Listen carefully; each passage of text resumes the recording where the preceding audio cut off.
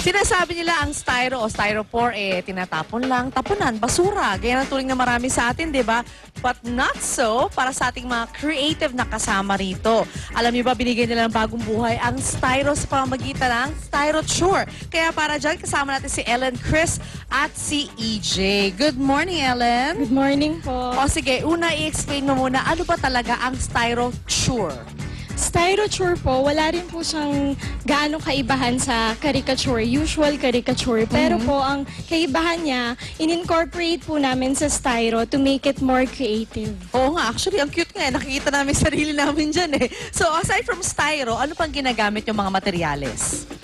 Ano po, syempre, of course, yung unang-una nga yung styro. Tapos may cutter po kaming ginagamit. Oo. Specially made for styro Oo. po.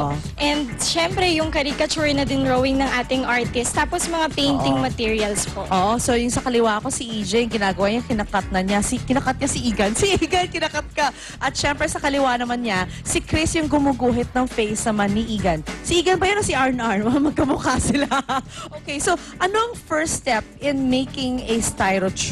First step po is sketch po muna or i-drawing ng ating artist yung caricature na ika-cut mamaya ika-cut natin mamaya. Okay, so that's what Chris is doing. Ngayon, yung pagpinta sa kanya, kailan din ginagawa? After or before nilalagay sa styro? After po ilagay sa styro. Okay. Kasi po sinusunod po namin yung color dun sa mismong caricature para po mukhang realistic. Oo nga, actually. Ang galing yung grabe. So, matagal bang gawin ng isang Styroture? Like, for example, tong sino ba siya? Sino ba siya? Supergirl? Sister mo.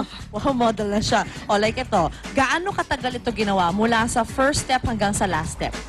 Few hours lang naman po, hindi naman po sobrang tagal. Actually po, depende sa gumagawa.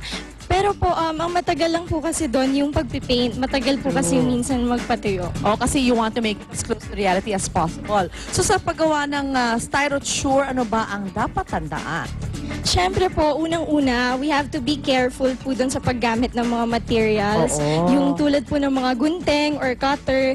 And secondly, we have to be very creative po para po makapag-produce ng mga better designs and beautiful designs po. And para po mas maging catchy po sa tao. O, sa totoo lang, kasi hindi lang siya yung basta nakatayo lang na gano'n. Meron siya yung parang, kumbaga, personality ng kanila mismong kinakarikature is there, di ba? Like ako, mahilig ako sa Twilight, so andyan siya.